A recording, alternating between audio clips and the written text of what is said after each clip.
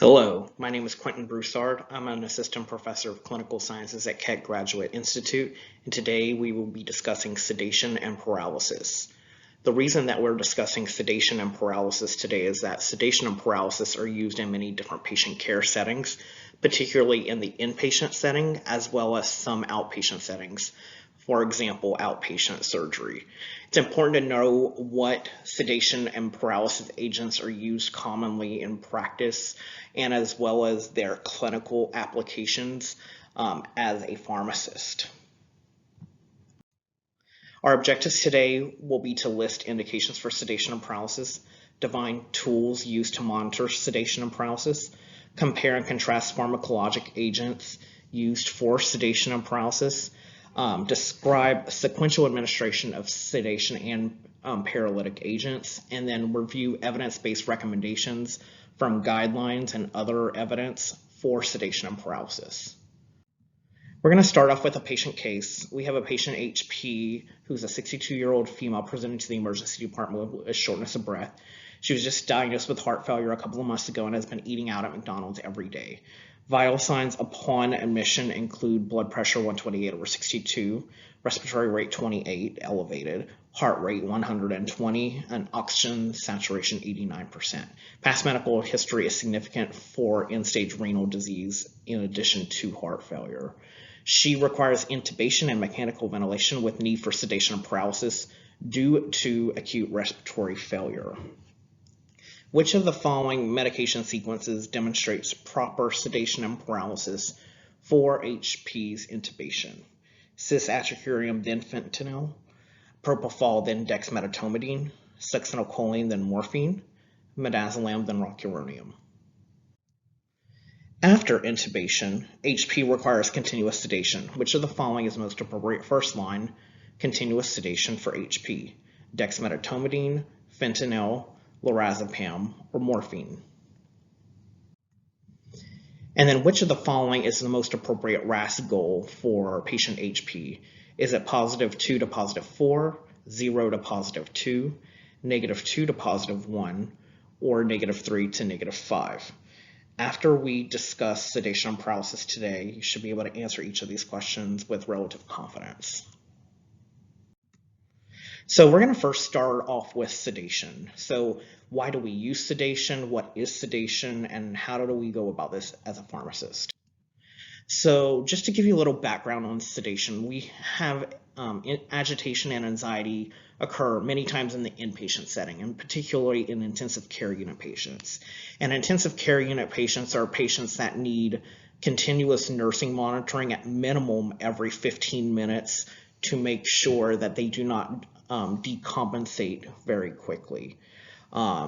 These patients may have a significant amount of agitation and anxiety related to the phenomena that is going on around them. They are in a hospital setting potentially. They are having lots of, potentially sounds, alarms going off. They might get pricked every few hours to get a blood level or to administer a medication. It's a very not pleasant situation. And prompt identification and treatment of agitation or anxiety may have negative consequences. Obviously, we want to make sure that the patient is comfortable during their stay in a hospital or even an outpatient setting, such as a surgical setting where they might be using sedation. But we also realize that treating this agitation and anxiety might also obviously have consequences, because if you give a drug for something, you can always have a consequence. So sedation may be indicated in patients with agitation or anxiety, or patients at risk for agitation or anxiety, particularly in the intensive care unit, but this can also apply to other settings such as surgical settings, as well as inpatient and outpatient. So here we actually have what is known as the pain, agitation, and delirium triad. And what we see here are many of the different etiologies and causes that can cause pain, agitation, and delirium within a hospital setting or an outpatient setting. In terms of pain, which you are already familiar with from previous class days, you have different reasons for pain. Now, particularly in the hospital or a surgical area, you might have different reasons for pain than just chronic pain. You might have an IV line where you might have a catheter stuck up into tissue, and that might cause a little bit of pain. You might have tissue injury from other phenomena such as surgery, trauma. You might have pressure areas, you might feel uncomfortable. Say, if you have the example of you're lying in bed and you're not very comfortable, that might induce a little bit of pain. You also have an endotracheal tube that is potentially down your throat if you are intubated. And one common phenomenon where we hear about intubation and mechanical ventilation right now in the media is COVID-19. A lot of COVID-19 patients who have severe COVID-19 have to be intubated or have a tube placed down their throat and hook that tube up to a mechanical ventilator to assist them in breathing. You also have different elements of ICU and hospital care that can obviously cause pain. Whenever a patient undergoes physical therapy, if they're turned, any of these things can cause pain. And essentially, we want to make sure that we can control that pain as much as possible. We might not be able to completely, obliterate the pain, but we want to make sure that the pain is manageable and that the patient can be in a relative alert and calm state. Pain also influences agitation, and obviously we all know what agitation is. It's basically an unpleasant awareness or an unpleasant sensation. And this can happen for a variety of reasons. We might become agitated. We might become agitated from anxiety or stress, frustration. If we're hungry or thirsty. If we're trying to breathe and we're having issues breathing. And that can be assisted breathing with a ventilator or basically non-assisted breathing, just breathing on room air. Inability to communicate. Some patients are not able to communicate even though they would like to, and that might cause severe agitation in some patients. If they are physically restrained, and sometimes patients in the hospital have to be restrained because they might cause a potential danger to themselves. If they have a tube down their throat, like an endotracheal tube, they might want to pull that tube out. And obviously that tube might be helping them live by basically facilitating their oxygen and carbon dioxide exchange. So we don't want them to remove that tube, or else they might pull it out and then they might have a hypoxic episode and potentially stop breathing. We also have other phenomena that cause agitation. Like I said before, noise is a big thing. If you don't have enough sleep, you might become agitated. Think about, in the morning whenever you wake up. If you didn't get enough restful sleep, and even if you did get restful sleep, you might feel a little bit agitated. And that's perfectly normal. We all have a little bit of agitation here and there, but it's not to the point where a lot of times where we would basically go out aggressively and try to potentially hurt ourselves or hurt someone else.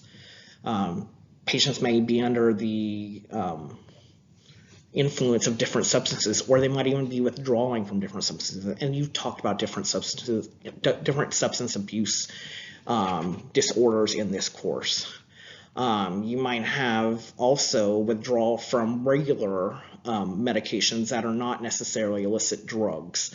And that can obviously cause a little bit of agitation too if the patient is not getting those things. You also have delirium, and delirium is basically more or less an acute state of confusion versus dementia or Alzheimer's disease, a specific type of dementia, where the delirium is chronic. Delirium here is basically an acute perception of reality that might not necessarily be reality. And that can obviously also be influenced by pain and agitation. Obviously, if a patient, has certain past medical history, such as dementia, if they are advanced in age, if they have any mental impairments, trauma or head injuries, even if they have, something along the lines of hypoglycemia, which is a very simple thing, whenever we think about it, might be induced by not eating or by medications such as insulin therapy. If they have a low blood sugar, for example, that might cause them to be at an altered state of consciousness. They might not know what's necessarily going on. And as a result, they might, acutely be delirious until that problem is fixed. One thing to keep in mind with all of these different etiologies is that we want to try to fix each of these things if we can. Some things are obviously not fixable. Say if you have an endotracheal tube down a patient's throat and they still need that for breathing, and they might not be able to take that out until the patient's lungs are able to heal properly. You have to leave that there. But we want to try to control each of these different factors as best as we can, if possible. And remember that non-pharmacologic treatment is always a very important factor. But whenever non-pharmacologic treatment is going to, basically not be enough, we might need medications to treat pain, agitation, and delirium. So in regards to sedation, and this picture right here on the right actually shows you what that endotracheal tube that I was referring to actually looks like from the previous slide. It's just a simple tube. It goes down into the mouth and then into the esophagus area, and that tube allows the patient to have a breathing pattern. That end of the endotracheal tube is hooked up to what is called a mechanical ventilator, and that ventilator may be set at different modes to help the patient breathe.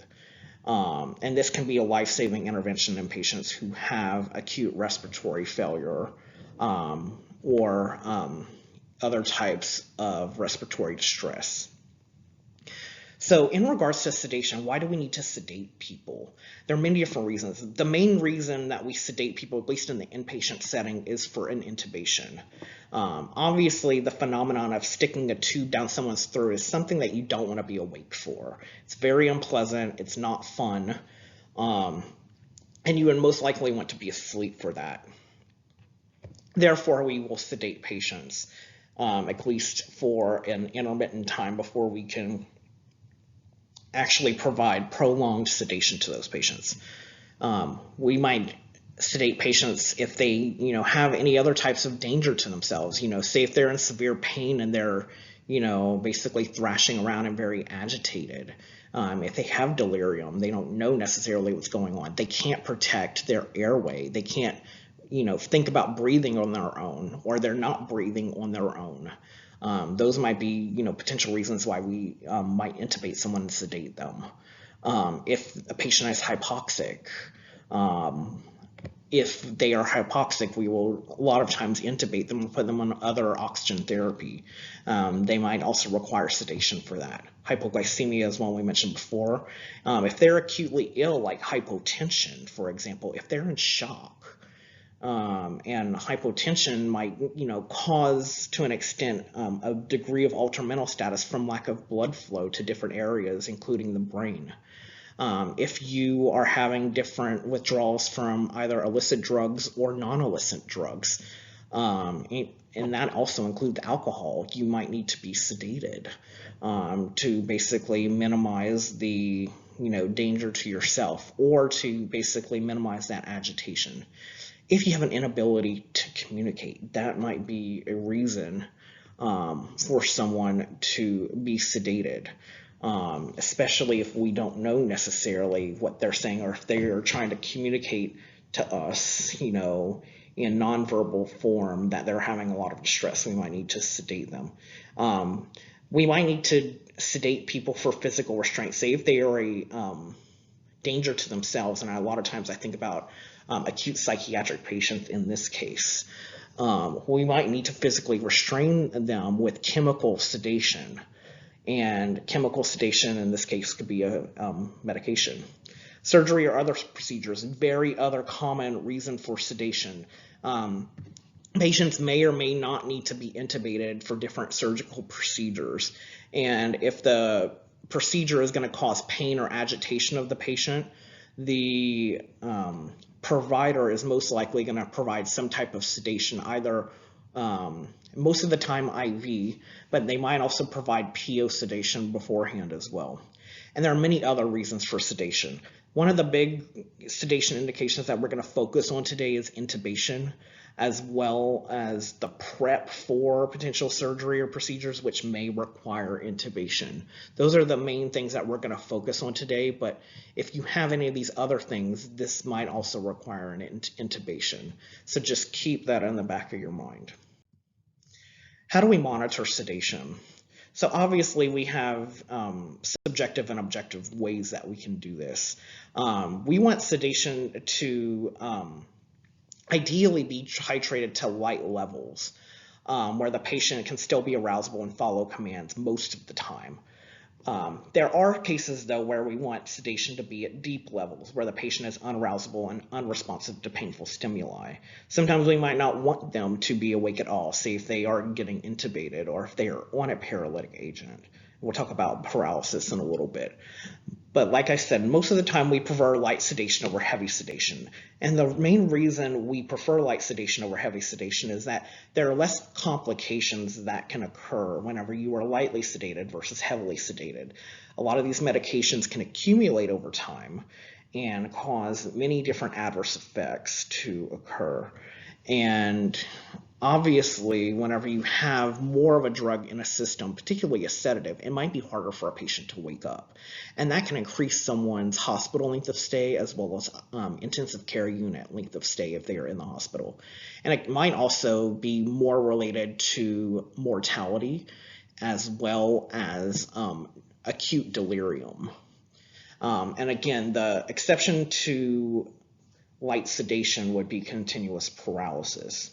And the reason why we don't do light sedation in a patient who is paralyzed, and we'll talk about paralysis in a little bit in the second part of this presentation, is because if you are paralyzed, you are not able to move, you're not able to talk.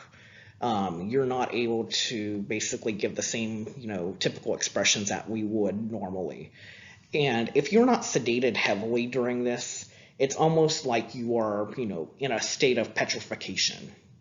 You basically can see everything, but you cannot respond. And that can be very terrifying to someone. Some people say it's the worst thing that can ever happen to them is if they are paralyzed, but not sedated enough. And if they're even lightly sedated, where they might have the ability to just be awake and alert, it might be a sensation of just, pure terror, because everything going on around them might, basically be sensory overload to them. They might, basically be freaked out because they can't respond to you. They're kind of stuck in their bodies, more or less, and they're not able to actually render a response. And that's kind of terrifying. Two main monitoring tools that we use that are guideline recommended by the 2018 and the 2013 sedation guidelines are the Richmond Agitation Scale, or the RASS, and the Riker Sedation Agitation Scale, or the SAS. And these are two tools that have high sensitivity and high specificity per the guidelines for monitoring sedation. So the Richmond Agitation Sedation Scale, or the RASS, is one of two sedation scales that we consider the most valid and reliable in addition to the SAS. And the thing that's important to know here with the RASS is that it is based on a scale of -5 to +4.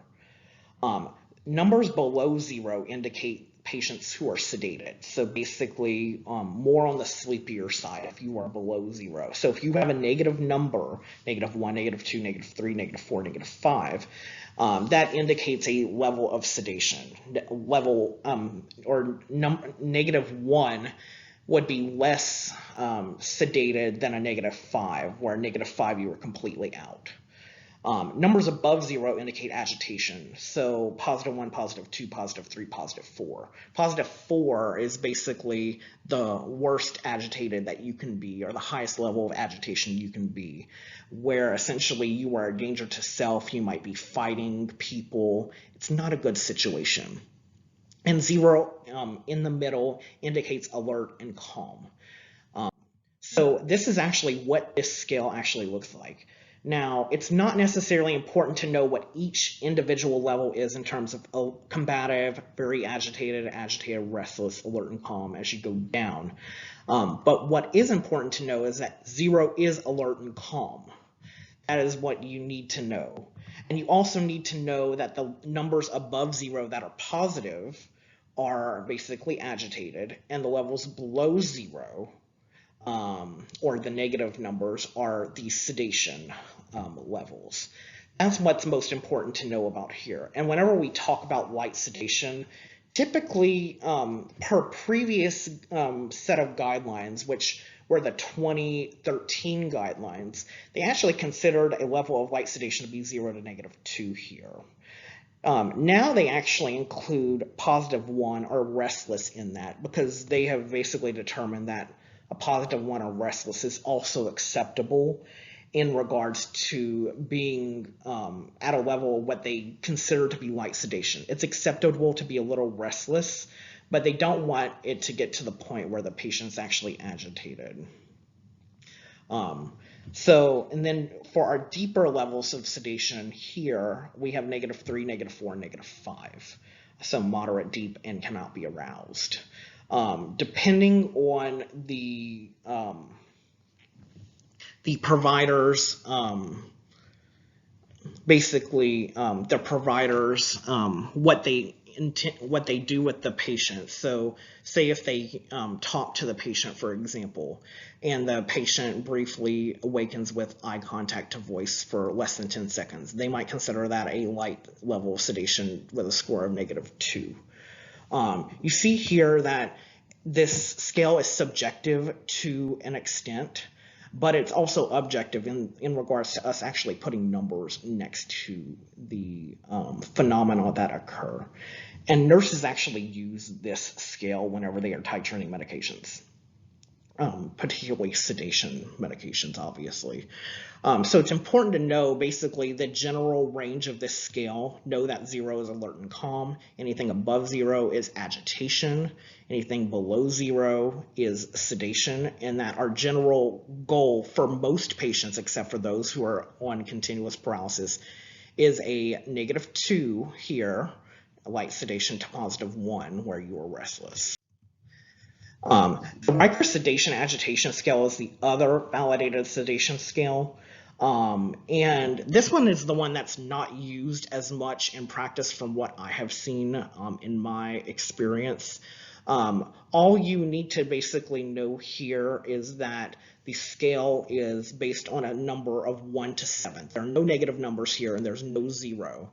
In this case, 4 indicates alert and calm. So 4 is the middle of the scale, like 0 was for the RASS scale. Numbers below 4 indicate sedation, and numbers above 4 indicate agitation. And you see here, it's very, very similar to the RASS scale. The main difference is that the numbers are different and the amount of actual levels is different. Here you actually have less levels than you did with the RASS, which was -5 to +4, which basically indicated that you had basically 10 levels. Here you only have 7. And the most important one to know here is the score of 4. The 4 is basically where you are alert and calm. Anything above that, you are agitated. Anything below that, you are sedated. And for light sedation, we typically aim for a goal of 3 to 4. 3 to 4. Sedated or calm and cooperative. If you are a score of 2 or 1, that is very sedated or cannot be aroused. If you are, again, above 4, you are agitated. And you will tell here that agitated on this scale is a score of 5. On the RASS scale, it was actually a positive 2. So it's actually not acceptable for a patient to be at a positive 5. If they were at a positive 5, we would consider that unacceptable, and we would want to try to increase their sedation amount. And we'll talk about that a little later. Okay, so what are our sedation pharmacotherapy options? We have many different things that we can sedate patients with.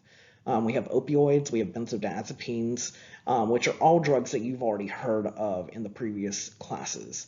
And we also have sedation agents. We have propofol, dexmedetomidine, etomidate, and ketamine, some of which you have actually heard of before, but you may have not heard about them in the context of sedation.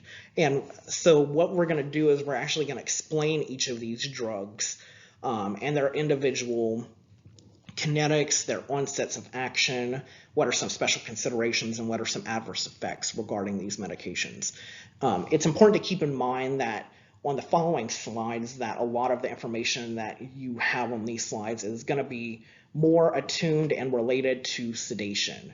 So I'm not going to list out every single adverse effect of each of these drugs.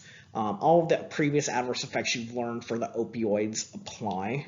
But I'm going to list ones that are mainly relevant for the purposes of inpatient setting and for the sedative as a whole. So with that, we're going to start off with opioids first. So we have morphine as our first opioid, and opioids are mu agonists. They basically activate the mu receptor and basically relieve pain. And morphine is available IV for pain and or sedation, and it obviously has its PO analogs as well. Our onset and intermittent dosing are 5 to 10 minutes for onset after you give the IV dose, and we typically can give 2 to 4 milligrams every 1 to 2 hours. Sedation maintenance doses anywhere between 2 and 30 milligrams per hour, but that dose can actually be exceeded above the 30 milligrams per hour, particularly for patients who are going into comfort care. And what comfort care is basically a family or the patient has basically decided that the patient who is currently, on a life-sustaining therapy, such as mechanical ventilation, would basically like to more or less die in peace. And would not like to, further go along with further hospitalization or mechanical ventilation or other life-saving maneuvers or measures. And, a lot of times it does, obviously take a lot of resources to take care of these patients in the inpatient setting. But the thing that you have to think about too is the amount of suffering that might actually go on when a patient is, actively dying. We have all these sedation agents and they're great and they can keep patients relatively calm, but ultimately at the end of the day, if you are, on mechanical ventilation and there is, minimal hope for some patients who are mechanically ventilated and just so sick, they might choose to go on comfort care. So they will actually terminally extubate the patient.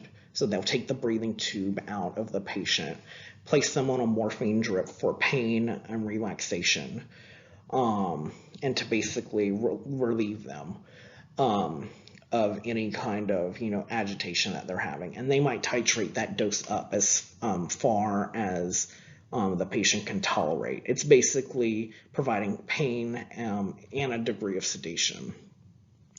Now, with each of these opioid agents that we're going to talk about IV-wise, the adverse effects are the same, but the degree to which you have some of these adverse effects is different. So I want you to keep that in mind.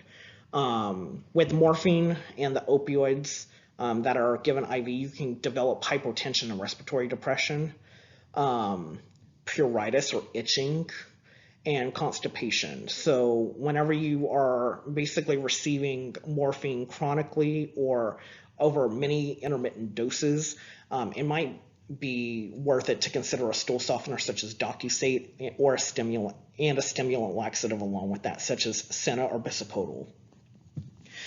Some considerations with morphine specifically is that it has significant histamine release. So whenever that histamine is released, that actually increases risk of hypotension or greater degrees of hypotension and greater degrees of pruritus from occurring. And because of that increased hypotension and pruritus, morphine is actually not the preferred agent that we typically use in sedating patients who are intubated.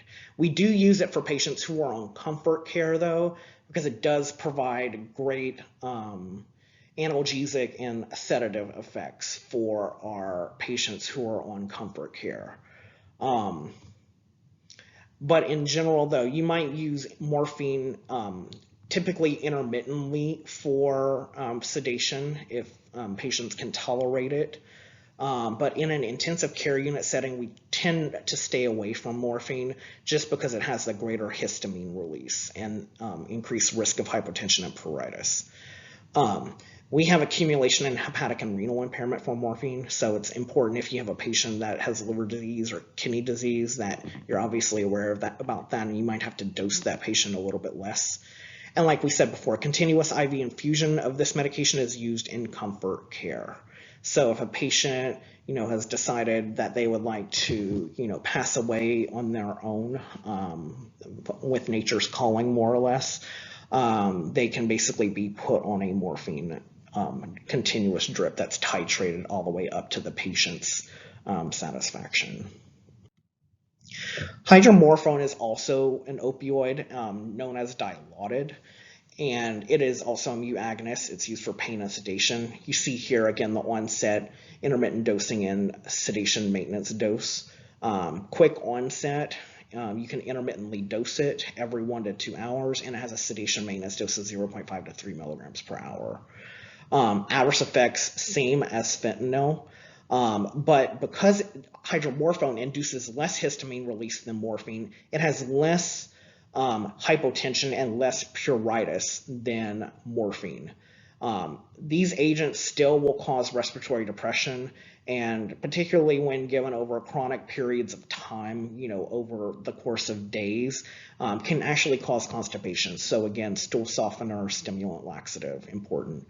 You can accumulate hydromorphone or Dilaudid in hepatic and renal impairment, just like morphine.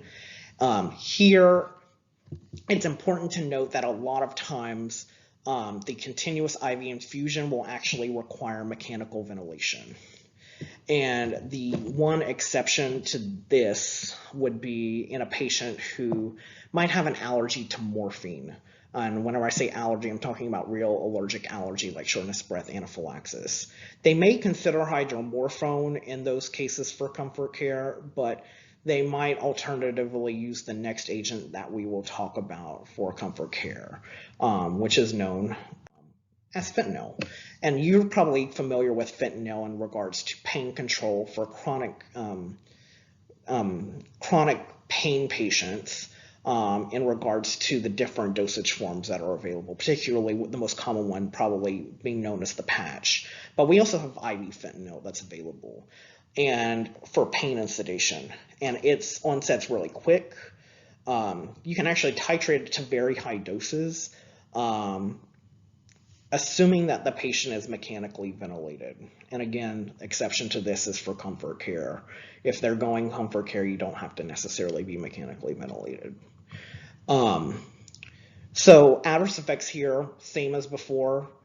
The considerations here for fentanyl is that it does have minimal histamine release. So as a result of it having minimal histamine release, it is the preferred opioid for continuous sedation.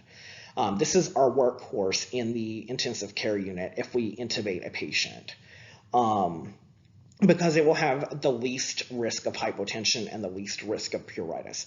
They're not going to itch as much, and they may not necessarily become hypotensive as much. You still have a degree of histamine release that is there and can still cause those symptoms, so it's always important to be aware of that, particularly with the hypotension. Intensive care unit patients and hospital patients can be relatively unstable, and they can become hypotensive for almost, it seems, any reason, particularly with medications. So you always want to keep that in the back of your mind. But we use fentanyl more in the intensive care unit over hydromorphone and morphine because of its minimal histamine release. And that's a very, very important point to know, hint, hint, star, star. The next class that we'll talk about is the benzodiazepines, which you're also probably very familiar with. The ones that we'll focus on for IV sedation are lorazepam and midazolam. So lorazepam, or Ativan, is a GABA agonist. It's basically inhibitory in nature because of its GABA agonism. And you can actually give it IV or IM for sedation. Typically, we give it IV, though. It's onset after the loading dose. It's about 15 to 20 minutes, so it's a little bit slower, but once it gets started, it functions pretty good. Some of the adverse effects you have to be concerned about here are obviously hypotension and respiratory depression. We always are concerned about these with a lot of our different sedative agents. The other big thing that we're concerned about in terms of a hospitalized patient or an intensive care unit patient is delirium, so an acute state of confusion.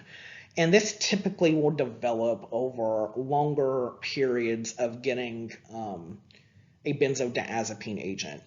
Benzodiazepines such as lorazepam and midazolam, when given continuously or as intermittent boluses over time, can be associated with ICU delirium. All sedatives can be technically related to ICU delirium, except for dexmedetomidine, which we'll talk about in a moment. But the class that has the biggest risk of delirium are the benzodiazepines. So lorazepam, midazolam are typically the things that we want to watch out for. And this is why they're not as preferred as much for continuous sedation. But if you have to use them, you have to use them. And there are some indications where we have to actually use these as first line. Some considerations are that we typically dilute IV lorazepam 1:1 with normal saline or sterile water for injection. The IV formulation contains propylene glycol.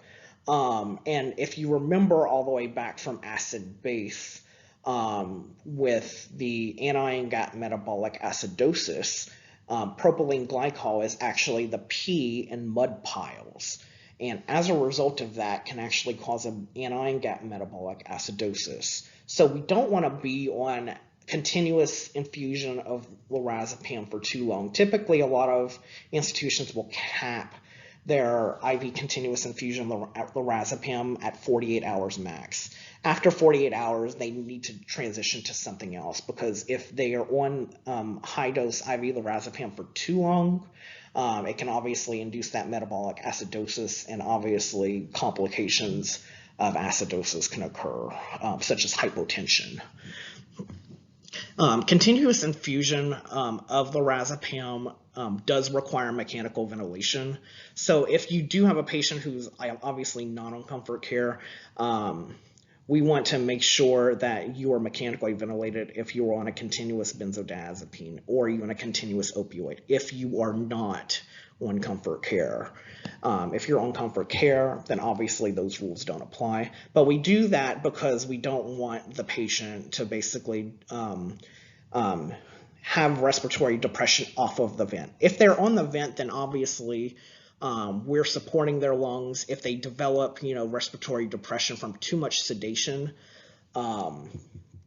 we at least have the vent to support them. If they're, on these drips without mechanical ventilation, which can be very dangerous, and I've seen that happen a couple of times, then obviously you place the patient at risk for a cardiopulmonary arrest, and that would not be a good situation. Midazolam is the next benzodiazepine that we're going to talk about. It's known as Versed. It's a GABA agonist. It's available at IV or IM for sedation purposes. Onset is very quick, 2 to 5 minutes. You can give loading doses or intermittent doses. You can give maintenance doses as well. Same adverse effects as before: hypotension, respiratory depression, delirium. And because of the respiratory depression component, it does require mechanical ventilation if it is continuous. If you're giving like little boluses of it, you may or may not necessarily need to be intubated. It does rapidly redistribute in the body. It has an active metabolite. One big thing with midazolam is that it is renally eliminated, so obviously adjustment in renal patients or less sedation in renal patients with midazolam may be necessary. And those are kind of the big important points to think about with midazolam specifically. We also have other sedatives other than the benzodiazepines and the opioids that we mentioned before. One common sedative that we use in procedural areas as well as the inpatient setting is propofol, also known as ibuprofen. And it's a GABA agonist and an NMDA antagonist potentially. The question mark there is because we don't necessarily know in what degree that these mechanisms of action actually occur. Its onset after the loading dose is about 1 to 2 minutes. We do have sedation loading dose and sedation maintenance dose here for you as well. Adverse effects of propofol are, very prevalent. With propofol specifically, you can develop hypotension similar to the other agents that we've talked about. Bradycardia, so a lowering of the heart rate. Respiratory depression. So again, this also requires, if you have a continuous IV infusion of it, to be on mechanical ventilation. Again, you can get intermittent bolus doses of propofol in procedural areas and not have to be mechanically ventilated, but a continuous infusion will require mechanical ventilation. There are other, potential effects. You might have cardiac failure related to the hypotension bradycardia, or even a syndrome called propofol-related infusion syndrome, or PRIS. And basically what propofol-related infusion syndrome is it's not necessarily a specific disease state, but it's a constellation of symptoms that occur from extended use of propofol or very high doses of propofol. So if you're giving propofol for typically greater than 48 hours, for example, we obviously will want to minimize the use of propofol when possible, because you may develop a constellation of these different symptoms that you see here: cardiac failure, rhabdomyolysis, metabolic acidosis. Propofol-related infusion syndrome has a very, very high mortality rate. So typically, if you're giving propofol for greater than 48 hours and at higher doses, typically at or greater than 50 micrograms per kilo per minute, and you can give outside of this range. I have seen patients go all the way up to 100 micrograms per kilo per minute. It can be potentially, fatal. For the acute phase, it's okay. It's not necessarily deadly to, intermittently go up to 100 mics per kilo per minute if you need to, but that dose needs to be brought down. Important considerations to be made with propofol, in addition to requiring mechanical ventilation, is that the lipid emulsion contains 1.1 kilocalories per ml. And you see here that this substance is actually white and milky. And that's because it's contained in lipid emulsion. And that's basically it's emulsified in lipids to basically be given to the patient. As a result of being, in a lipid emulsion, we need to monitor, different monitoring parameters such as serum triglycerides. We want to make sure that the triglycerides don't get too elevated in our patients. So, if they go above 400 or 500 milligrams per deciliter, that's usually a concern that the patient can eventually develop pancreatitis from hypertriglyceridemia. So we want to minimize that risk whenever possible. And again, like we talked about, continuous IV infusion requires mechanical ventilation.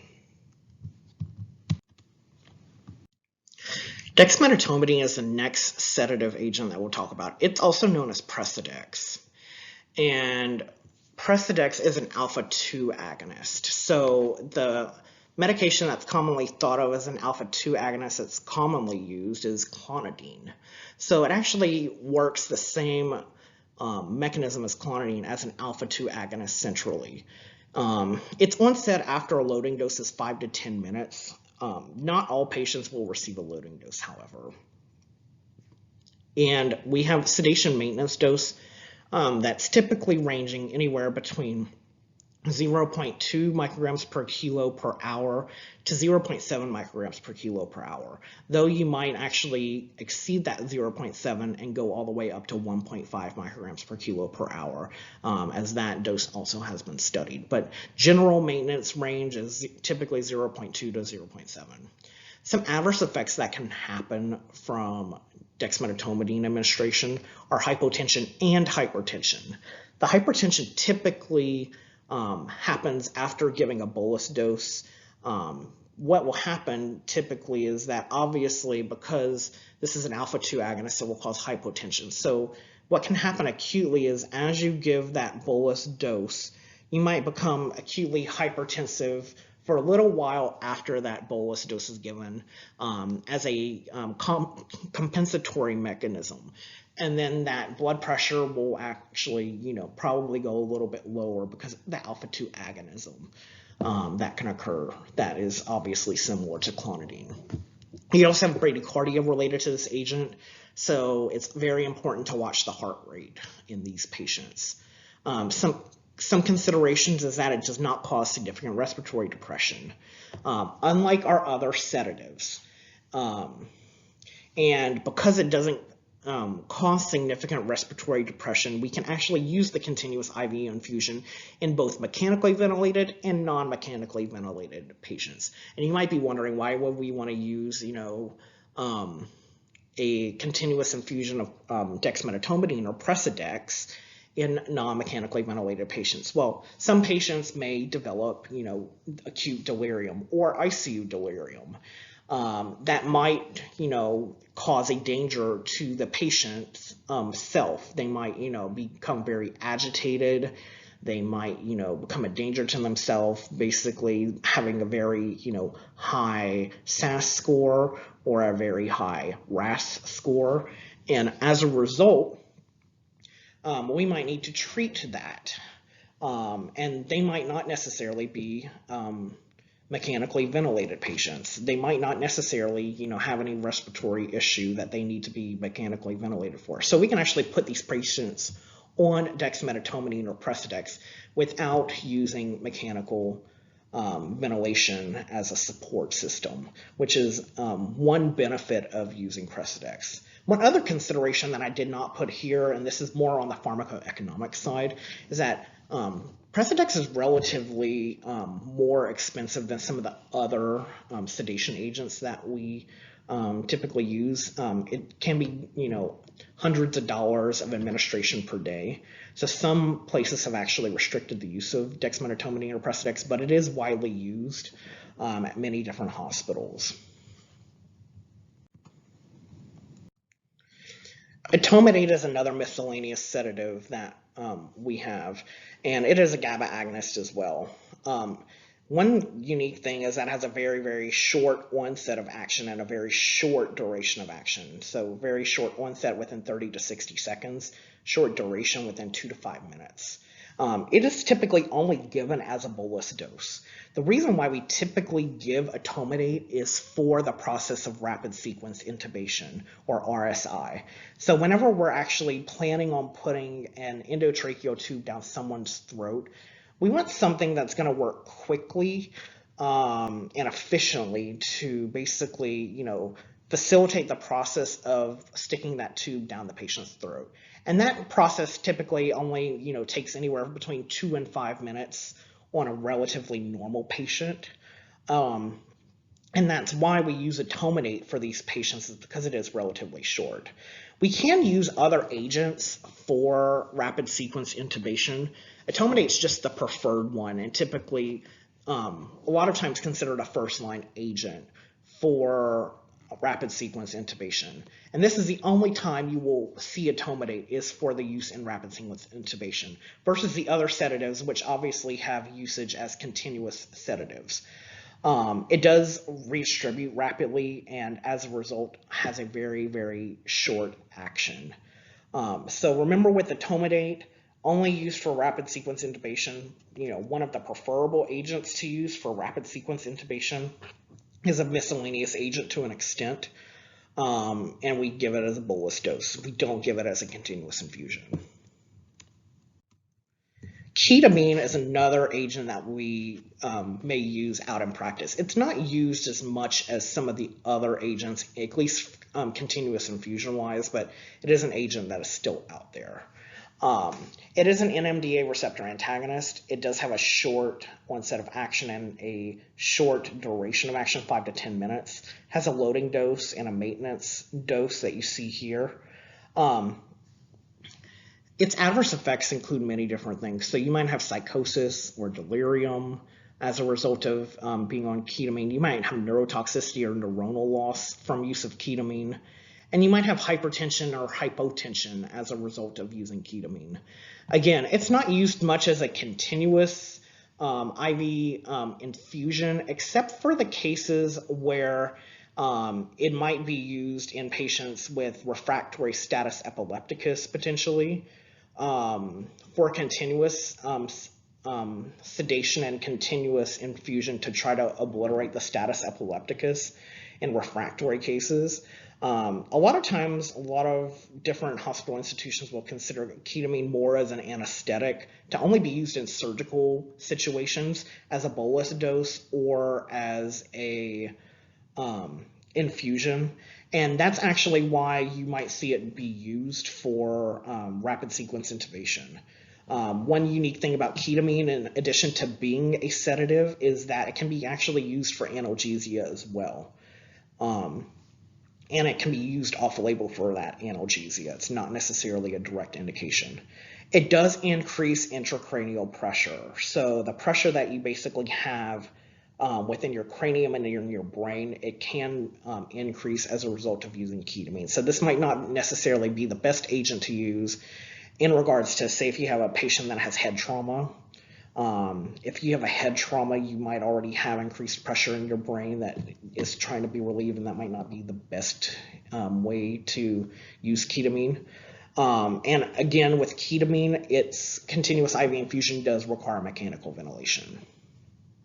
In regards to methohexatol, also known as Brevitol for its brand name, methohexatol is known as a GABA agonist, so it works very similarly to benzodiazepines. It actually is a barbiturate. It does have a short onset of action and a relatively longer half-life than some of the other sedatives.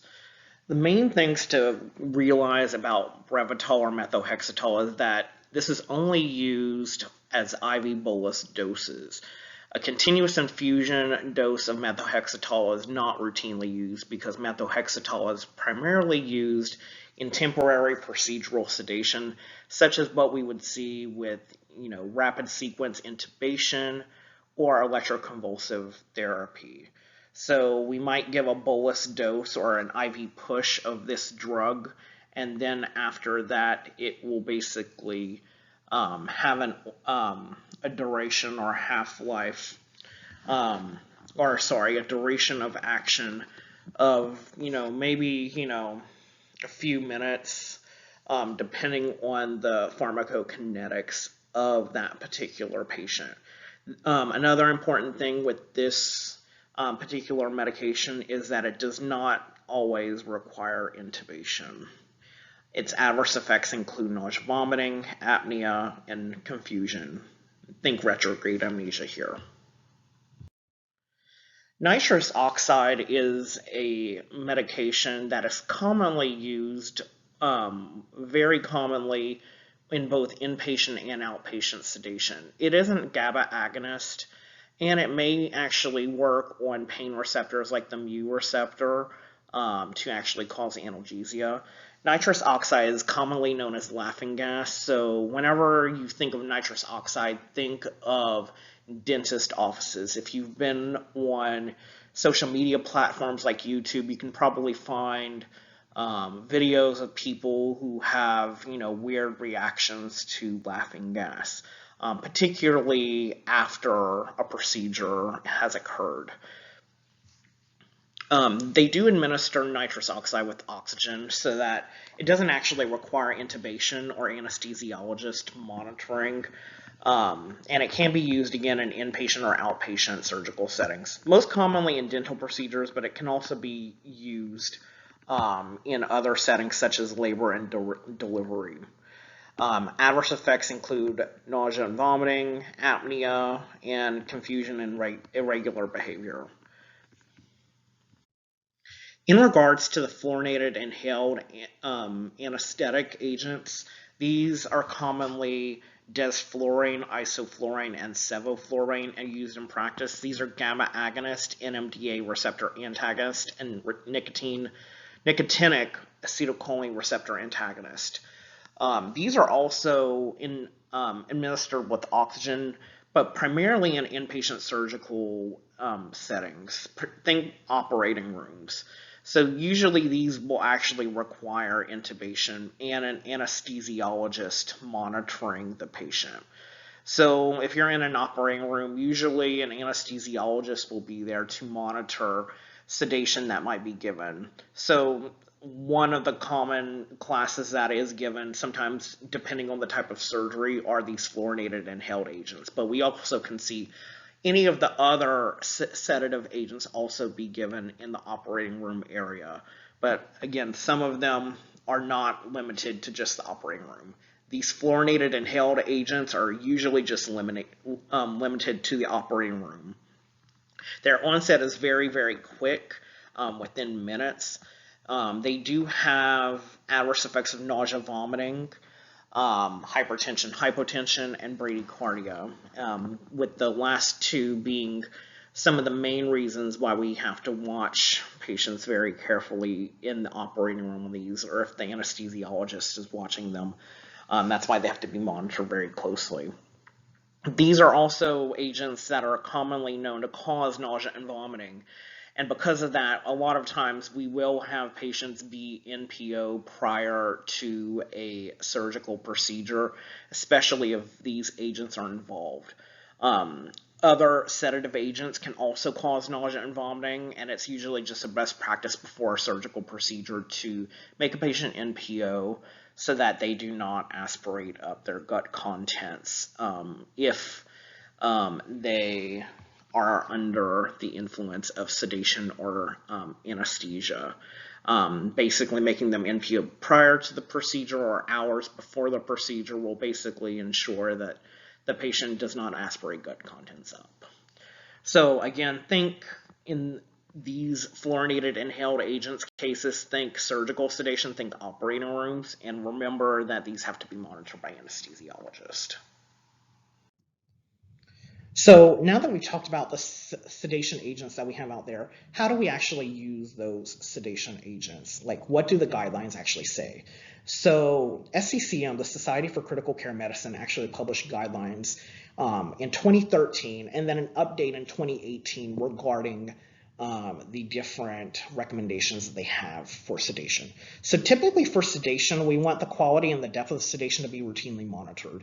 Typically nurses are doing this very, very frequently in an intensive care unit setting. They might be doing it, every 5 to 15 minutes, making sure that that patient's RASS or SAS is at goal, and adjusting the dose of sedative to maintain that RASS or SAS goal, either up or down, or at the same level. Wider levels of sedation are associated with improved clinical outcomes, as we discussed earlier. So shorter ICU length of stay and shorter length of mechanical ventilation. So like we said before, our goal RASS is -2 to +1 for light sedation. And for SAS, it's +3 or 3 to 4 for light sedation. And that's another hint, star. Got to know those ranges. Just like we have to know basically the general ranges of our RASS and SAS and what each number kind of means in relation to the middle number, either 0 or 4 for RASS and SAS respectively.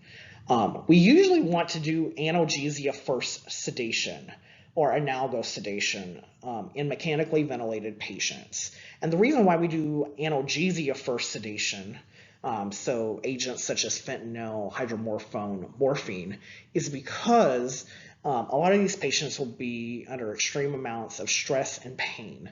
And if we can treat that pain with an agent that treats pain, that ironically has an adverse effect of sedation, we kind of basically get two birds with one stone, versus basically being on multiple agents.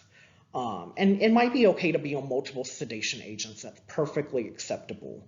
And that's actually how a lot of patients are sedated in practice.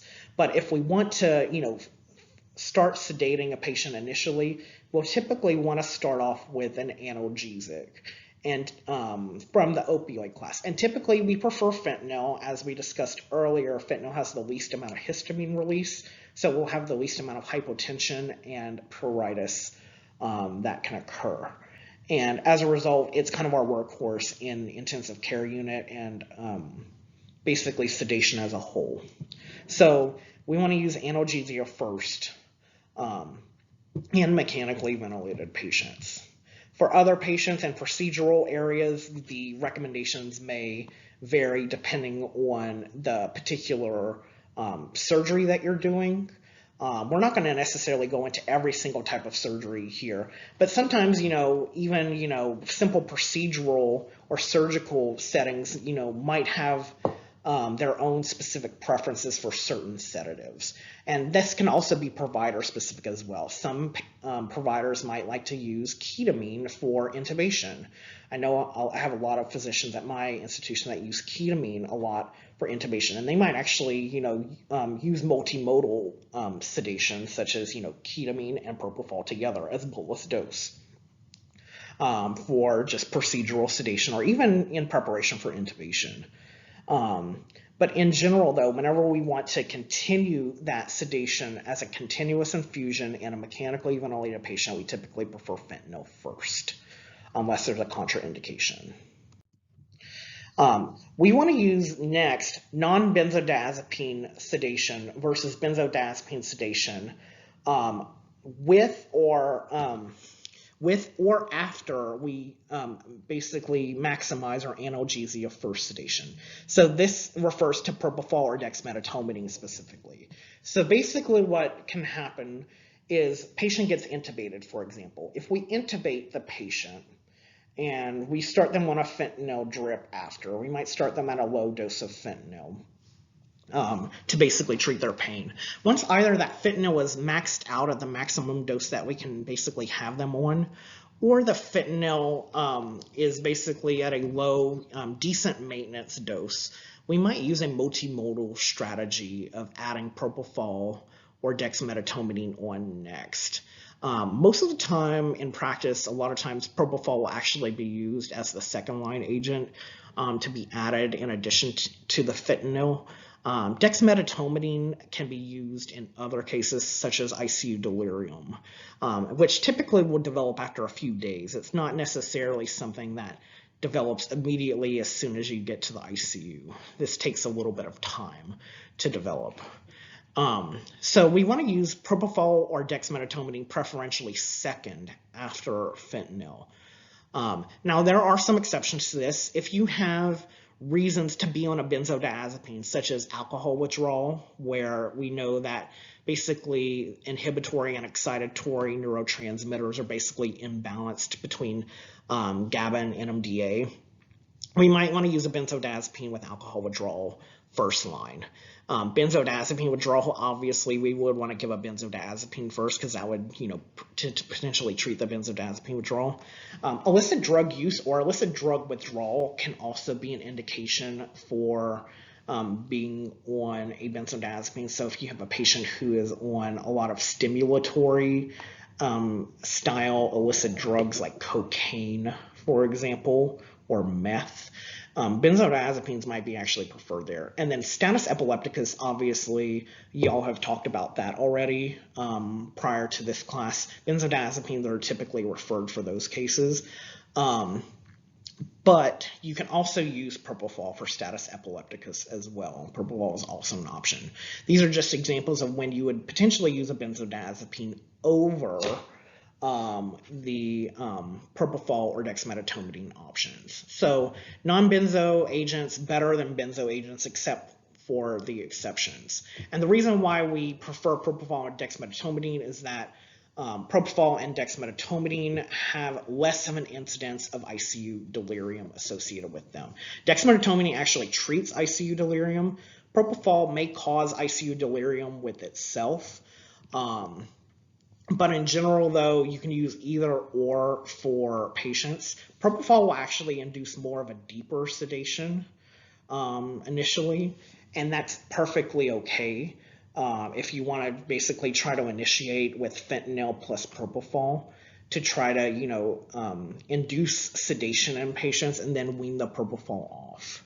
Dexmedetomidine is a little bit of a more lucid state sedative.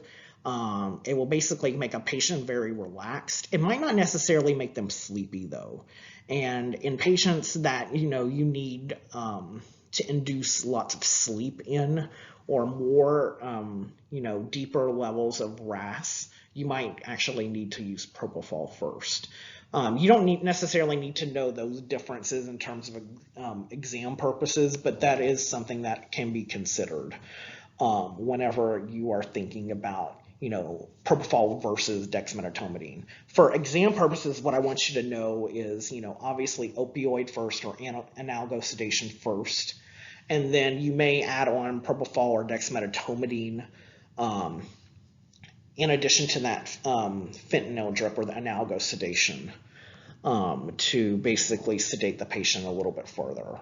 And obviously, you see these bolded exceptions here. Those are very important, hand, star. In terms of the sedation guidelines and recommendations, you want to use sedation protocols and checklists at your individual institution where you will do rotations or work at to facilitate sedation. So you will want to increase sedation dose if your patient is agitated. So say if your patient has a RAS score of +2 to +4, that's obviously on the agitated side, or a SAS score of 5 to 7, that's on the agitated side. You're going to want to increase that sedation dose to basically go back to your goal, which is obviously lower than that +2 to +4 or 5 to 7 for RAS and SAS respectively. For your patients who are too sedated, say if they have a RAS of -3 to -5 or a SAS of 1 to 2, you will probably want to decrease that sedation dose if they are too sedated. And again, remember, lower amounts of sedation are basically associated with shorter length of stay, shorter duration of mechanical ventilation. The exception to this is, again, continuous paralysis. We don't want our paralyzed patients who are on IV continuous paralysis to be lightly sedated. Remember, if you are paralyzed and awake, it is terrifying. It's the worst thing that can happen. Institution of sedation holidays is very important for patients. What a sedation holiday is it's basically trying to wean the sedation down or potentially off at least once a day every 24 hours. Typically, this is done in the morning. And what this does is it helps, basically awaken the patient a little bit while they're, potentially intubated. It does sound like a terrifying phenomenon to occur, but if you wean the sedation down on these patients, you can actually check their mental status, basically of what's going on underneath all of that sedation that's typically being infused. We want to check our patient's mental status because that might, actually, dictate what the prognosis of the patient is. If the patient is unresponsive, off of all sedative agents, and they've been off of all sedative agents for a little while, obviously that's probably a bad sign if they're not responsive. If they are, basically a little bit agitative and responsive whenever they have their sedation lowered, that can actually mean that they might be a little bit better off. And it's kind of hard to say, for every single patient. It's not comparing apples to apples, but if you have some response is sometimes better than no response. So we want to try to provide them a break from sedation each day if possible, and not only just to check their mental status, but also to minimize the amount of sedation that we're actually administering these patients. If patients are on sedation for long periods of time, they will obviously have the complications that can occur from that, such as basically storing a lot of this sedation for chronic periods of time in their body. I've seen patients who have been on sedation for days who may have not qualified necessarily for a sedation holiday because they were too unstable. And whenever you take them off of sedation, it might take them a few days to wake up if they're able to wake up. And that, is not a great thing. And it can be due to the sedation, but it could also be due to their overall mental functioning. So we want to administer these sedation holidays daily if possible. And these sedation holidays are also known as spontaneous awakening trials, or SATs. We just call them spontaneous awakening trials or sedation holidays. So basically lowering the amount of sedation on patients. And then what can happen after you do that spontaneous awakening trial, if the patient is, semi with it, and meets criteria, you can actually do a spontaneous breathing trial on the patient. So if they are mechanically ventilated, you can actually, lower the ventilator settings for them to try to breathe on their own. And if they are breathing on their own, on minimal or no ventilator settings, you can actually try to extubate them. And that's basically, our goal for anybody who gets intubated is to try to extubate them when possible. Because we obviously see that we can have lots of, adverse effects, side effects, complications from being on sedation, and potentially from having a tube down your throat for too long. It's not a great thing to happen, but it is sometimes medically necessary. This just shows an example of a particular sedation protocol that is used at one particular hospital. I don't need you to know anything necessarily about this slide, but I just want you to know that these sedation protocols exist and they are hospital or institution specific. A lot of hospitals will actually develop these sedation protocols based off of guidelines. So with that, we've talked about sedation. Now we are going to go and talk about paralysis. And this will be a little bit of a shorter section. So paralysis, 13 to 90% of mechanically ventilated patients receive a neuromuscular blocking agent, or an NMBA. And a lot of times this will actually happen when a patient is getting intubated. When a patient gets intubated, a lot of times we will need to sedate the patient. And then after we sedate the patient, we may need to paralyze them. And the reason why we need to paralyze them may, be to actually facilitate the insertion of that endotracheal tube down the throat. Obviously, you saw in that picture earlier that endotracheal tube is, relatively big. It's not going to fit necessarily like a puzzle piece into that throat. We want to make sure that we're doing it very carefully. And if we paralyze the patient with a paralytic agent, we can facilitate that tube going down that patient's throat. We also have some other applications for NMBAs, or neuromuscular blocking agents, or neuromuscular junction blocking agents.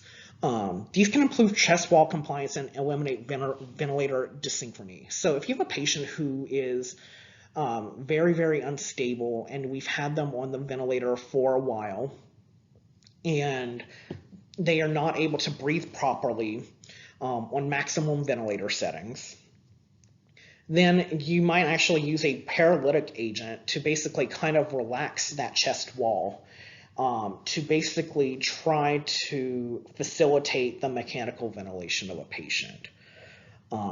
This is obviously a very complicated process. We don't want to necessarily give this to any patient who has respiratory distress. Some patients may be perfectly fine on the ventilator on their own. I'd say that, in terms of continuous paralysis after they get mechanically ventilated, probably about like less than 10% of patients actually need paralysis after that. We might need to reduce intra-abdominal pressures. So say if there's a lot of pressure in the abdomen from something that is within that abdomen, paralysis can actually relax those muscles to basically facilitate the normal processes that are going on in the abdomen, because you have many different organs within that space, and we don't want pressure to be putting too much pressure on those particular organs, because then those organs can fail if we put too much actual physical pressure on them. Another use of paralysis is preventing or minimizing shivering. And one case that this happens in is after a patient suffers a cardiac arrest. So a lot of times when a patient has a cardiac arrest, they might undergo something called a hypothermia protocol, also known as a cold polar for a slang term. And basically what happens is they will actually cool the patient down to try to maintain any neurological status that the patient currently has. Obviously, if you undergo a cardiac arrest, that means that blood is not flowing through your body, including to your brain, and that can result in permanent brain damage. And by paralyzing someone, we're actually preventing the shivering that occurs from that hypothermia protocol. And hypothermia, in some studies, has been shown to either maintain or improve neurological status, though that is a little bit debatable. We also use continuous paralysis to prevent elevations in intracranial pressure from airway stimulation. And the reason why you see this picture here, this is actually Neville Longbottom from the Harry Potter series. And if you remember from the first Harry Potter movie, Hermione Granger actually paralyzes Neville Longbottom with the spell Petrificus Totalis. So imagine, paralysis being basically that, basically a freezing of a patient. They're not necessarily sedated. Unless you actually sedate them on your own. And that's why if we do paralyze a patient, we want them to be deeply sedated, because that, sensation of being paralyzed and awake is terrifying. We never want that to happen to anyone, though obviously in the magical world of Harry Potter, that can, potentially happen. So this is always a reminder of what paralysis can potentially look like. You see here basically the neuron and the synapse that you're probably already familiar with, and the neuromuscular junction. Basically the main things to know here is that acetylcholine is released, and that basically goes and binds to the next muscle or to the next neuron to actually activate that receptor and then activate muscle. And as a result of activating muscle, you basically will get, action potentials, and basically muscle contraction potentially, depending on where it binds. The purpose of neuromuscular junction blockers or neuromuscular blockade is to block this process from occurring. And if you block this process from occurring, the muscles do not contract, or they will contract to a lesser extent. And that's ultimately the goal with paralysis, is that we want less contraction.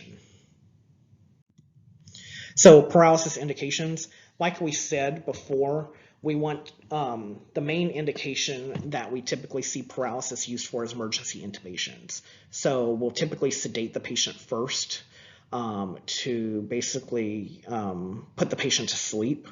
And then we will intubate the patient by sticking the tube down their throat. Before we do that sticking of the tube down their throat, though, we may need to paralyze the patient to facilitate that placement of that endotracheal tube that you see here. So remember, sedation, then paralysis. Acute lung injury or acute respiratory distress syndrome, because remember, paralysis can basically improve chest wall compliance and decrease ventilator dysynchrony, or basically minimize the disagreement between the patient and the ventilator. So if a patient is like trying to breathe over the ventilator too much, or is trying to fight the ventilator per se, is what we call it, and basically, is not really, trying to, breathe with the ventilator, and there's kind of more or less kind of a mismatch per se. In those cases, we might need to paralyze the patient, particularly if they're at very high ventilator settings. Status asthmaticus, so if you have an asthma exacerbation, this might be an indication to paralyze a patient. Elevated intracranial pressures, particularly, after head traumas, particularly. And then, as we mentioned before, therapeutic hypothermia after cardiac arrest. And the only reason we will paralyze someone is to minimize shivering. And just for reference, paralysis for therapeutic hypothermia is typically not recommended first line. Typically, we'll do other things to try to minimize shivering from occurring. We'll try to give other agents like Tylenol, Benadryl, other things before we actually try paralysis. But I just want you to know that these are the paralysis indications. You're never going to be asked by a provider, well, do I need to paralyze this person or not? That's more of a provider and a diagnostics decision. It's not necessarily a pharmacist decision about whether or not you need to paralyze someone. So I don't think I've ever recommended to paralyze someone. I might have recommended an agent to paralyze them with, but I would not necessarily say, I definitely need to go paralyze this person. That's happened very, very rarely. The only cases, as a pharmacist where you might potentially recommend this is if you have a patient with acute respiratory distress syndrome, or if you are failing to basically minimize shivering with therapeutic hypothermia.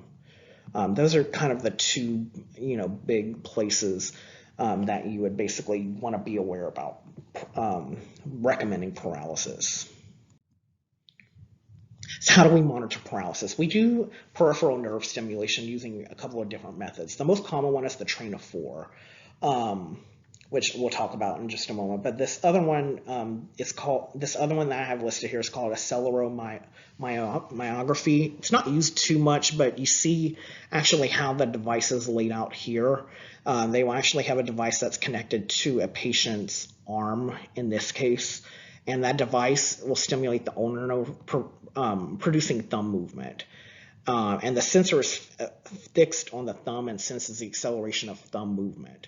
And then this acceleration is then sensed by the displayed monitor. So the monitor will tell you basically how much they're paralyzed.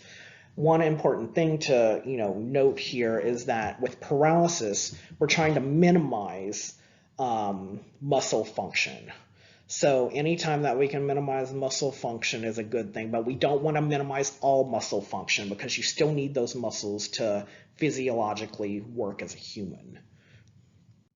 So what is train of 4? The most common way of monitoring paralysis is the train of 4, and it's a primary qualitative measurement of paralysis. Qualitative in that it actually measures twitches. It involves 4 supramaximal electrical impulses about every half a second. And you can apply a sensor to the ulnar facial or posterior tibial nerve, or to ulnar nerves as well. Ulnar is probably the most common one that we see. And with those 4 twitches, what is occurring is the machine will actually send an impulse down, or basically a stimulation to twitch, and it will send 4 of these. So basically what you'll actually see is potentially no twitching occurring from the ulnar nerve area, or you might see twitching occur. And it's variable about actually how many twitches you'll actually see. And that's dependent on how paralyzed you have the patient. So remember, you're going to twitch 4 times. It's train of 4. 4 twitches will basically be induced. So if you visibly do not see any twitches or 0 twitches as your patient is paralyzed, that means your patient's too paralyzed. You never want to see 0 twitches happen. So you want to, in that case, decrease the paralytic dose of your patient. If you see 1 to 3 twitches, the paralysis may actually be appropriate. It depends on what goal your actual provider has in regards to train of 4. They might, want 2 to 3 twitches. They might want 1 to 2. But they'll usually provide the goal to you about how paralyzed they actually want the patient. But basically, if they do not, if you see a suppression of a twitch, basically, that you don't see if you don't see any twitches at all, that's too much paralysis. If you see 1 to 3 twitches, that means that there's some paralysis going on as a result of your paralytic agent. Now, if you see 4 twitches, aka train of 4, which basically just means that you see all 4 twitches that are being induced by that machine, the patient is not paralyzed enough, and in that case, you might want to consider increasing the paralytic dose. Typically, we monitor train of 4 in hospital patients who are getting continuous paralysis. This won't be used typically for intermittent bolus doses of paralysis that we would use for emergency intubation. The second most common reason why someone would be paralyzed is either acute respiratory distress syndrome, or basically severe respiratory distress, or therapeutic hypothermia after a cardiac arrest. If we see 4 twitches, that basically means that the patient's not paralyzed enough. We want to increase that paralytic dose. 0 twitches means that the patient's too paralyzed. 1 to 3, paralysis may be appropriate depending on what you want. And obviously that has to go off of whatever your provider's goal is. So this is very important monitoring to know. Typically in the hospital, we'll monitor this probably about every hour to 2 hours, sometimes even as more frequent as 30 minutes. Obviously, this does take a little bit of time to set up. You have to obviously attach the sensors to the patient, and it takes a little bit of time. So what paralytic agents do we actually have out there? So we have a few different ones that are out there. We have depolarizing neuromuscular blocking agents and non-depolarizing. So our depolarizing agent, the only one that we have is succinylcholine, and our non-depolarizing agents are the curium agents, or the rhonium agents, basically. Cisatracurium, atracurium, rocuronium, vecuronium, pancuronium. The ones that are most commonly used in practice are succinylcholine, cisatracurium, and rocuronium. Vecuronium is a 4th place agent. I'm not going to necessarily talk about vecuronium specifically as its own individual slide, but you'll be able to see basically how vecuronium compares to the other paralytic agents on a future slide in this presentation. Atracurium is rarely used because it has so much histamine release, and obviously with histamine release we get hypotension and pruritus, as we mentioned with the opioid agents.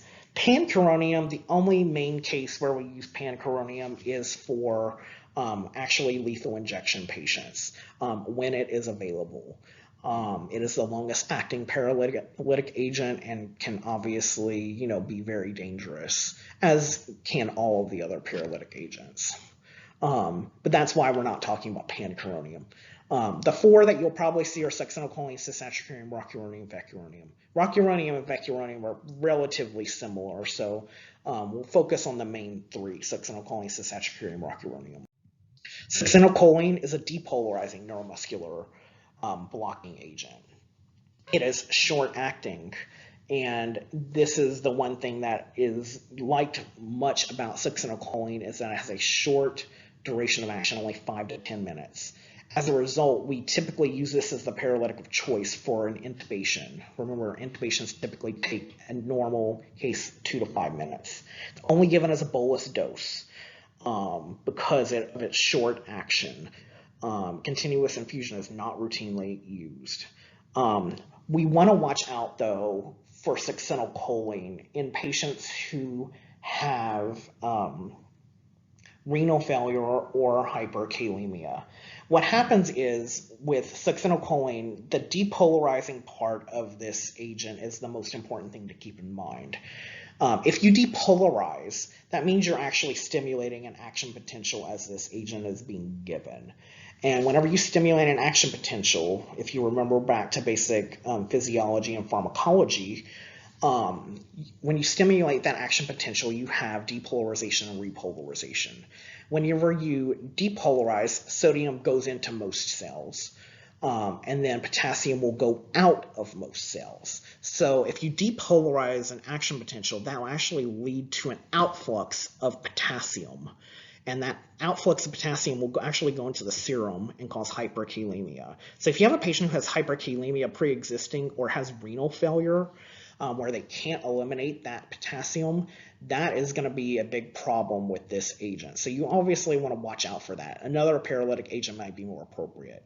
It's also contraindicated in trauma, because if you think about trauma patients, if they have crush injuries or other types of injuries where cells are destroyed, if you basically break apart a cell, you might release more potassium, and that will actually result in hyperkalemia in itself. So we don't use succinylcholine in trauma patients.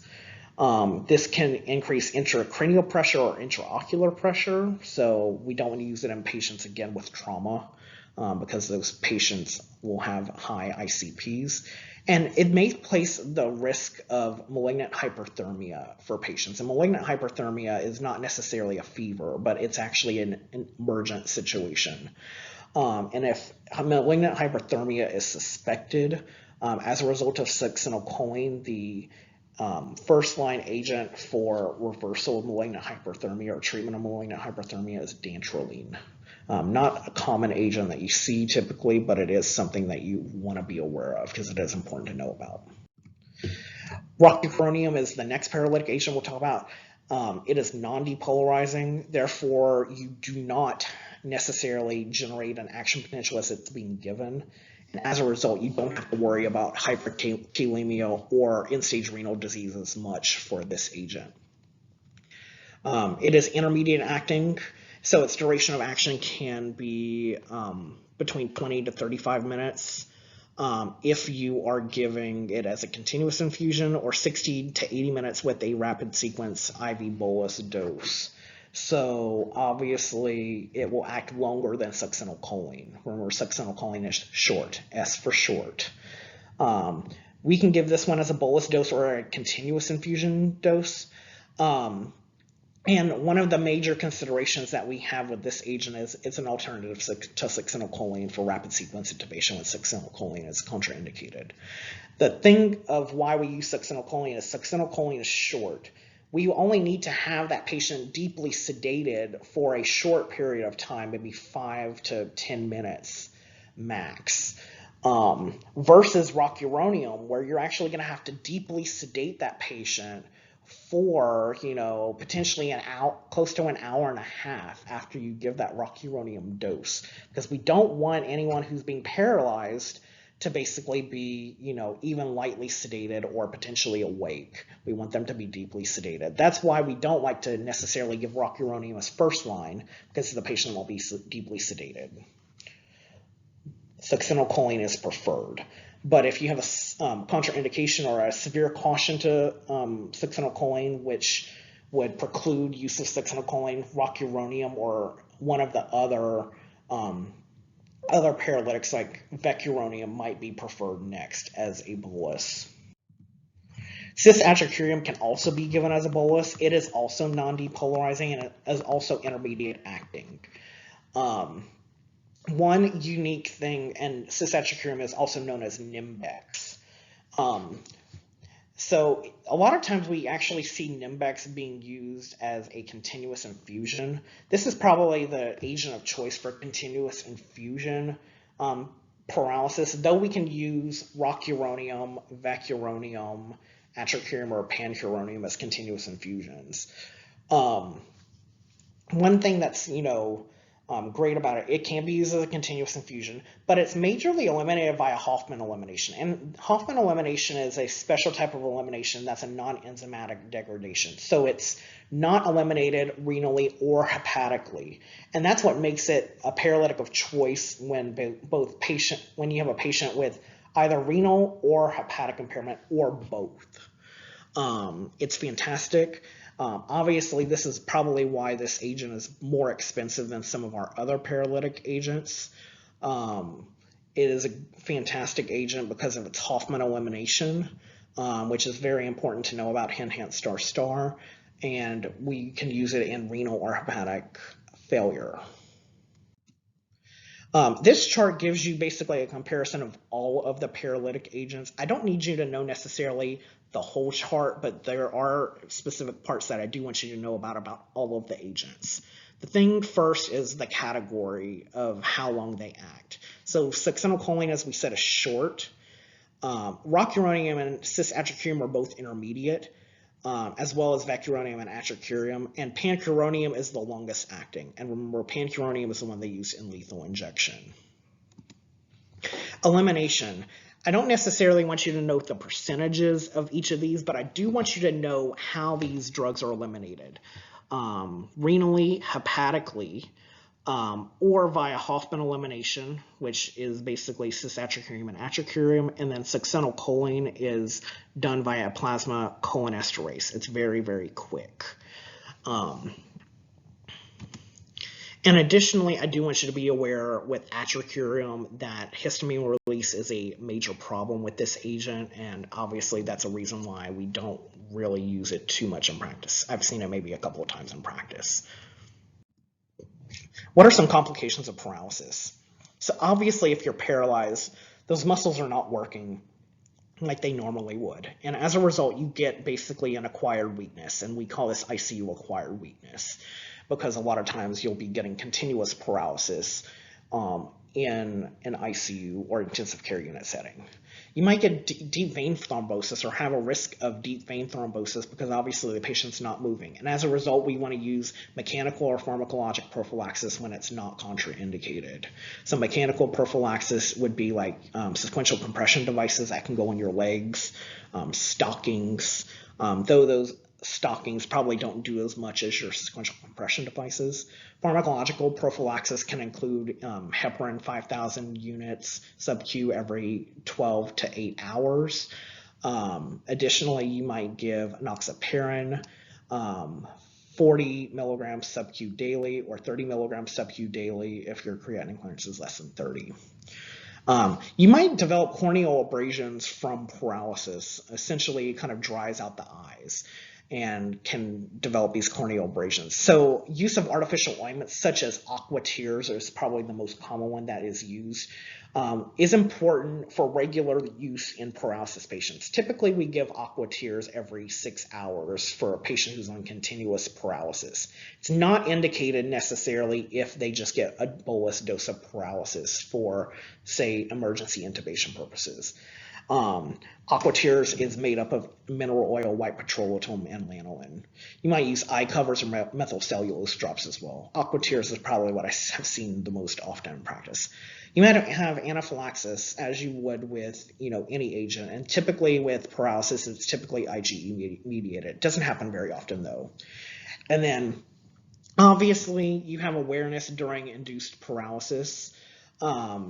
If a patient is not sedated deeply enough, like I said, that is the most terrifying thing that can happen. So make sure to titrate those sedation levels to deeper levels. So you need to have a RASS of -3 or below or a SAS of 2 or below.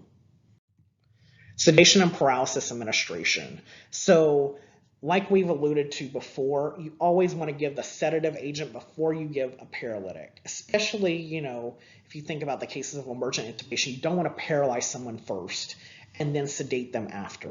That is going to be the most terrifying thing that can happen to someone.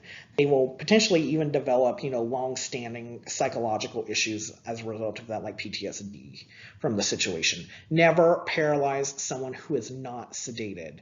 It's the most terrifying thing that can ever happen. These drugs are very high alert drugs, and as a result, we need to basically treat them as such. Make sure that you always sedate the patient first. Now, you might not necessarily be the one administering the sedation, but it's always important that you give the proper education to your nursing staff or your providers that basically you need to sedate first and then paralyze after. And make sure that if you are sedating, that you're going to be sedating to a RASS of at least -3 or below, or a SAS 2 or below, so that that patient is deeply sedated so that they do not wake up. And then depending on the kinetics of that paralytic agent, for succinylcholine it's relatively short. But for the other agents like rocuronium, it may be a little bit longer, like potentially up to 80 minutes after you give the rocuronium bolus, that you actually need to deeply sedate that patient. If they are on continuous paralysis, though, they need to be on deep sedation. If they're not on paralysis, though, light sedation is typically the goal. But remember, sedative, then paralytic. Never paralytic and then sedative. And never paralytic on its own, ever. These are the references for today's talk. And we're going to go back to the questions that we talked about at the beginning. So we had our 62-year-old female coming to the ED with shortness of breath. She was diagnosed with heart failure, has been eating at McDonald's every day, probably taking in a lot of salt, and probably got very fluid overloaded from all the salt she was taking in, because remember, fluid always follows salt. Her vital signs were significant for a borderline blood pressure, elevated respiratory rate, elevated heart rate, and a low oxygen saturation. Past medical history significant for end-stage renal disease. That's important to keep in mind because that might put her at risk of hyperkalemia. She requires intubation and then mechanical ventilation with need for sedation and paralysis, essentially due to that intubation. So if you're going to intubate this patient, which medication sequence demonstrates proper sedation and paralysis for the patient's intubation? Cisatracurium, then fentanyl, propofol, then dexmedetomidine, succinylcholine, then morphine, or midazolam, then rocuronium. The answer here is going to be midazolam, then rocuronium. So remember, we want to sedate first and then paralyze. So options 1 and 3 are basically wrong because these are paralytics first. The other option is 2 sedatives, propofol and dexmedetomidine. We don't even have a paralytic agent here. Additionally, if you were to flip the situation on number 3 and then do morphine then succinylcholine, that would actually be problematic because your patient does have end-stage renal disease. Maybe they might have hyperkalemia or be predisposed to hyperkalemia because of that end-stage renal disease. We might not necessarily want to give succinylcholine to a type of patient like that because succinylcholine is depolarizing and can obviously depolarize that action potential, release potassium, and cause hyperkalemia to occur. And we don't want a hyperkalemic emergent to occur as a result of a drug that we're giving them.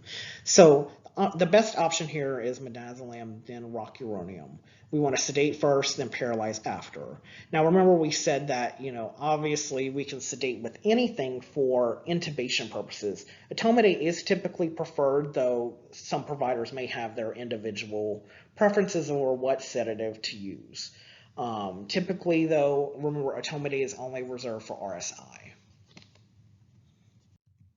After intubation, HP requires continuous sedation.